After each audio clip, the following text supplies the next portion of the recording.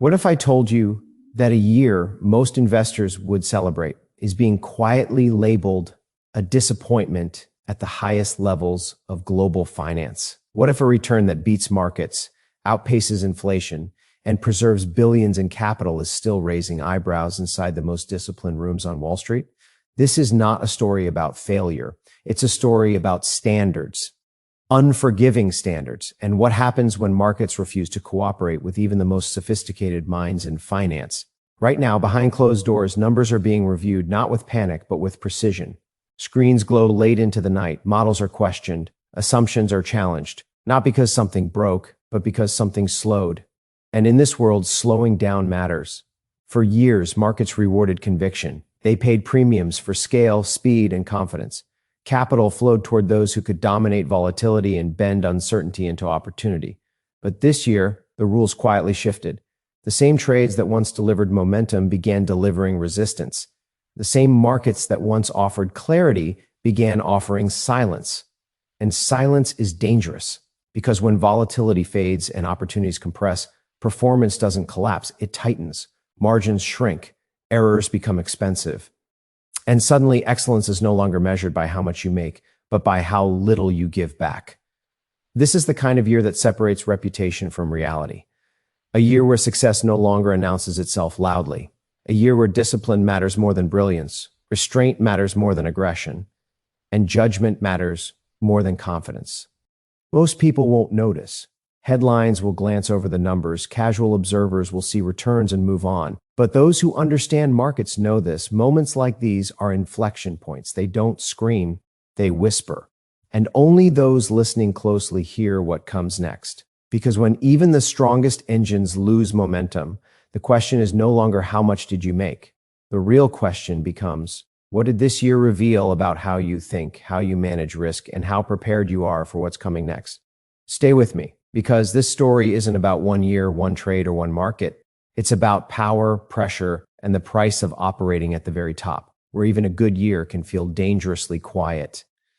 When an institution that has spent decades redefining what excellence looks like in global markets begins to approach its lowest annual gain since 2018, it forces a serious conversation about expectations, cycles, and discipline. This year's projected performance, hovering around the high single digits, is not a failure by any rational measure. Yet, in the context of a platform built to compound capital aggressively and consistently, it represents a meaningful inflection point. It reminds us that markets are not conquered once and forever. They are negotiated with every single day. For years, investors have grown accustomed to seeing returns that significantly outpace benchmarks, even in environments marked by volatility, tightening liquidity, and geopolitical stress. That consistency created an assumption, subtle but powerful, that excellence could be engineered independent of conditions. But markets have a way of humbling even the most sophisticated systems. The reality is that no strategy, no matter how well constructed, operates in a vacuum. Capital flows shift, correlations break down, and volatility doesn't always reward speed or scale. A sub-10% year carries psychological weight not because it destroys value, but because it disrupts narrative. It challenges the belief that size and intelligence alone can bend outcomes. And that challenge is healthy. It sharpens focus. It forces leadership to examine where risk was correctly priced, where it was misunderstood, and where conviction may have outpaced evidence. In many ways, this kind of year does more to strengthen an organization than a year of effortless gains ever could. It is also important to understand the asymmetry of expectations. When you operate at the frontier of global finance, average is no longer average. A return most funds would celebrate becomes a moment of introspection. That is the cost of excellence, and also its privilege. The discipline to treat a strong, absolute return as insufficient is what separates enduring institutions from cyclical successes. This moment underscores a broader truth about capital markets. Performance is not linear. The most sophisticated firms are not defined by their peak years, but by how they respond when conditions tighten and familiar advantages weaken. Resilience is not about avoiding low return years. It is about ensuring those years do not compromise long-term vision, culture, or risk integrity. What matters now is not the headline number, but the response to it. reallocating resources, refining models, questioning assumptions, and doubling down on talent are the quiet, unglamorous actions that follow a year like this. Markets reward humility just as ruthlessly as they punish complacency. Ultimately, a year approaching the lowest gain since 2018 is not a verdict. It is a signal that cycles are turning, that strategies must evolve, and that discipline must remain non-negotiable. In the long arc of capital, it is not the absence of difficult years that defines greatness, but the ability to absorb them without losing momentum, clarity, or conviction. There are moments in markets when a single variable quietly shifts and exposes how much weight it has been carrying all along. This year, that variable was natural gas. For a long time, gas trading delivered asymmetric rewards: volatility that could be modeled, dislocations that could be exploited, and liquidity that allowed scale to work in your favor. When those conditions hold, performance compounds quickly. When they fade, the impact is immediate and unmistakable. Natural gas did not collapse this year. It simply refused to behave the way history suggested it should. Volatility compressed when it was expected to expand. Regional pricing dislocations narrowed instead of widening. Supply and demand signals arrived out of sequence. In short, the market became efficient at precisely the wrong moments. That kind of environment doesn't punish recklessness. It punishes confidence built on past patterns. The lesson here is not that gas is unreliable, but that no market remains generous forever. When a strategy becomes a consistent source of outperformance, capital inevitably follows. More participants, better data, faster reactions, all of it erodes the edge. What once rewarded conviction begins to demand restraint. This year, gas trading offered fewer opportunities to express size without distorting risk, and fewer moments where probability justified aggression. What makes this particularly instructive is that the models didn't fail. The assumptions underneath them aged. Markets evolve faster than frameworks. Correlations that held through crises broke down in calm conditions. Weather-driven volatility, geopolitical premiums, and storage constraints, all familiar drivers, lost their predictive POW. Are key moments. The result wasn't dramatic losses, but something more subtle and more dangerous: underperformance relative to expectation. This is where discipline matters most. When a historically strong engine slows, the temptation is to force performance, to trade harder, larger, faster. That impulse is the enemy of longevity. The correct response is recalibration, reducing exposure, reassessing signal quality, and accepting that patience can be a position. Capital preservation is not passive, it is active restraint. The decline in gas profits also exposes a deeper truth about modern markets. Diversification is not about the number of strategies, but the independence of their drivers. When one pillar weakens, others must stand without distortion. That requires constant reinvestment in talent, data, and intellectual honesty. It requires the willingness to say, "This worked," past tense. A year of muted gas returns is not a condemnation of the trade. It is a reminder of the trade's maturity. Markets reward innovation, then slowly tax it. The firms that endure are the ones that recognize that tax early and adjust before it becomes punitive. In the end, the real risk was never lower gas profits. The real risk would have been pretending they didn't matter. Markets don't punish bad years, they punish denial. And the ability to confront a weakening strength head-on is what keeps an institution competitive when the easy gains are gone and only judgment remains. When performance tightens, it reveals something far more important than returns. It exposes where true dependence lies. This year made that unmistakably clear. The conversation isn't about one underwhelming number or one difficult market. It's about how heavily modern performance has leaned on a narrow set of powerful engines, particularly in commodities. When those engines slow, the entire system feels set, no matter how diversified it appears on the surface. For years, commodities, energy in particular, provided a rare combination of scale, volatility, and inefficiency. They offered room to deploy capital aggressively while still maintaining statistical edge. That environment rewarded speed, conviction, and infrastructure. But markets do not preserve inefficiency out of loyalty. As more capital recognized the opportunity, the margin for error narrowed. What was once a strategic advantage quietly became a concentration risk. This is not a criticism of specialization. It is a warning against comfort. Dependence forms not when a strategy fails, but when it succeeds too consistently. Over time, expectations adjust. Internal benchmarks rise. Decision-making begins to assume contribution rather than question it. When that contribution softens, the absence is felt more sharply than any outright loss. The reality is that reliance on commodities masked how difficult it has become to extract alpha elsewhere.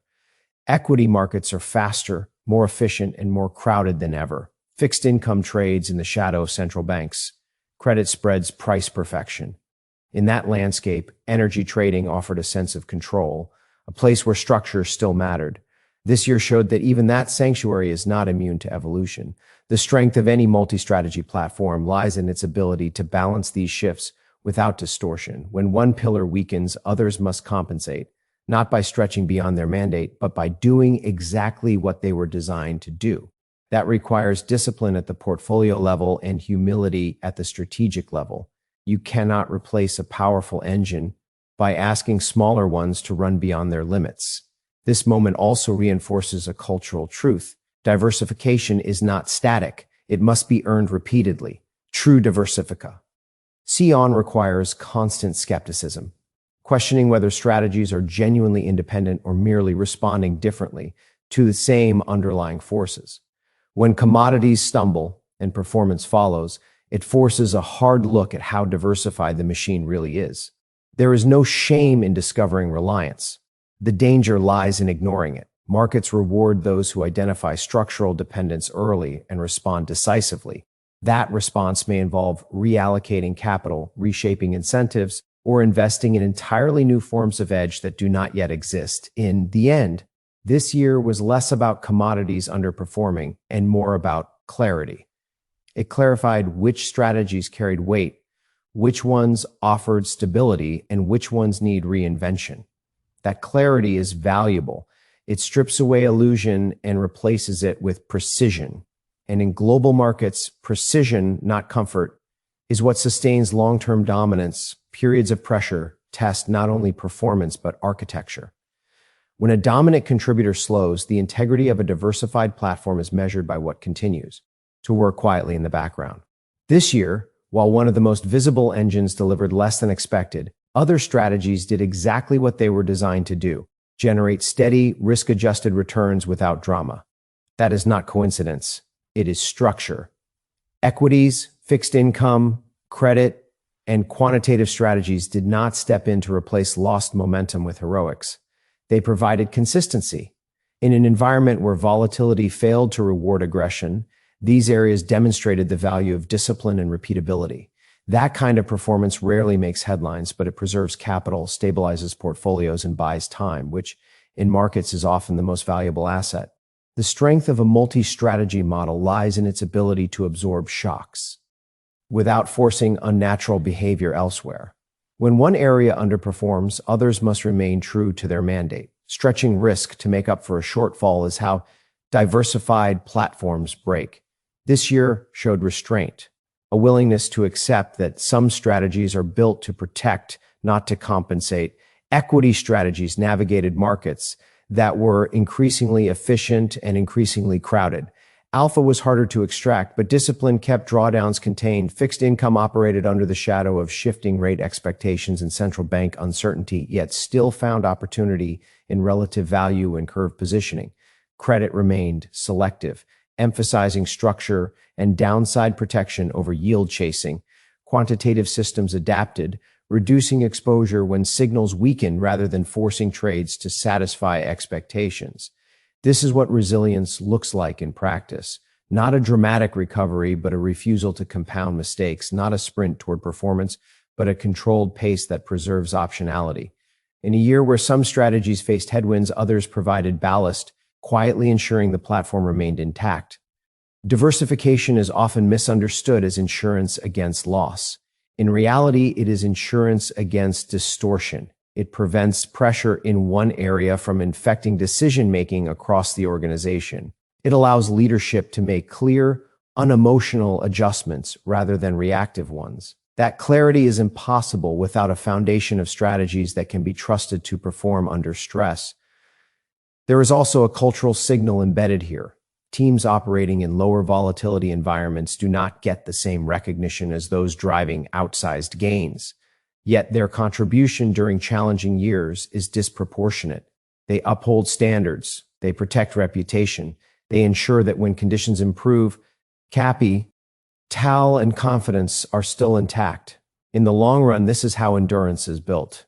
Not through constant outperformance, but through years where the system proves it can withstand disappointment without losing cohesion. Markets remember excesses. Investors remember discipline. What matters is not that one strategy slowed, but that the platform held. That is the difference between a firm that chases returns and one that compounds relevance. And in markets that evolve faster every year, relevance is the most valuable return of all. There are years that define success, and there are years that define character. A return that lands below 10% may look unremarkable on paper, but in the context of a firm built on sustained outperformance, it carries disproportionate significance. It becomes one of those rare moments that forces reflection, not because capital was lost, but because expectations were challenged. And that distinction matters. Since inception, years like this have been uncommon for a reason. They occur only when multiple forces converge. When markets become more efficient, volatility becomes selective, and familiar advantages fail to align at the same time. These periods are not random. They are signals that the environment has shifted and that yesterday's assumptions must earn their place again. Markets don't announce these transitions loudly. They reveal them quietly through restraint. A below 10% year tests discipline in ways explosive gains never do. It tests whether decision makers remain grounded when validation disappears. It tests whether culture is built on process or performance. Anyone can stay patient when returns are extraordinary. The real measure of professionalism is what happens when returns are merely respectable. History shows that institutions that endure do not fear these years.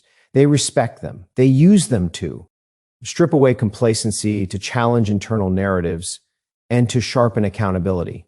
This is when risk frameworks are stress tested, when incentives are re-examined, and when leadership sets tone not with celebration but with clarity. There is also an external reality to confront. Capital has memory. Investors understand that cycles exist, but they also expect intentionality. A modest year is acceptable. Drifting is not. The response must be visible in decisions, not speeches. Adjustments in exposure, investment in talent, refinement of strategy. These are the quiet signals that restore confidence far more effectively than reassurance ever could. What makes rare, low-return years valuable is that they force long-term thinking back to the forefront. Short-term performance fades quickly. Reputation compounds slowly. Protecting that reputation requires consistency of judgment even when markets offer fewer rewards. It requires saying no more often than yes. It requires patience when impatience feels justified. These moments also reinforce an essential truth. No firm is entitled to outperformance. Markets do not reward history, they reward relevance. Staying relevant demands constant reinvention, not dramatic overhauls, but continuous, disciplined evolution.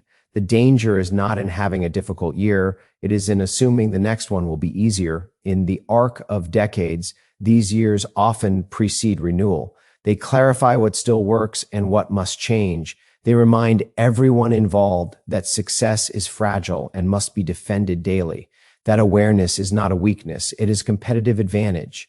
In the end, a rare, low-gain year is not a setback, it is a recalibration point.